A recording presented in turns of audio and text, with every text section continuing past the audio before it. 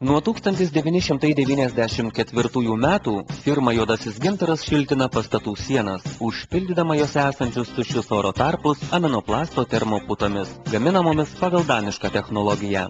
Dirbti pradedama tada, kai klientas įsitikina technologijos ir rangovo patikimumu ir pasirašo leidimą pradėti darbus. Sienose kas metrą gręžiamos mažos skylutės mūro siūlėse tarp plytų. Plytų kampai nepažeidžiami.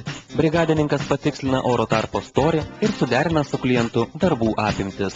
Tam tikrų medžiagų vandens tirpalai paruošiami specialioje įrangoje ir suspausto oro pagalba mišinys paverčiamas baltomis, skystomis putomis. Šios putos visiškai nesiplečia, todėl nesudaro jokios grėsmės sienų stabilumui. Tokiomis skystomis putomis per išgręžtas skylutes nuosekliai užpildomas visas sienoje esantis oro tarpas.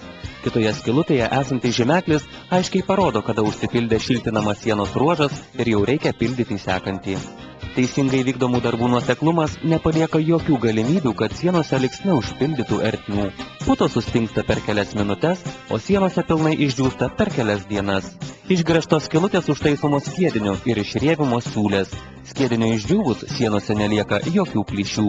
Brigada visada sutvarko aplinką, nepalieka jokių atliekų ar šiukšlių. Vidutinis namas apšiltinamas per vieną dieną. Kiekvienam klientui išduodamas garantijos sertifikatas, kuriuo termoputų ilgamžiškumui ir atliktų darbų kokybei suteikama net 35 metų garantija. Tūkstančių klientų atsiliepimai patvirtina, kad ilgametė nesikeičiančių juodojo gintaro darbuotojų patirtis ir nuoširdus kultūringas darbas leidžia šią technologiją apšiltintų namų savininkams sutaupyti daug pinigų kurui ir džiaugtis jaukumu šiltuose namuose. Bendrovė niekada neaukoja kokybės dėl žemesnės kainos, o mažesnės pajamas turintys klientai gali apsišiltinti namą išsimokėtinai.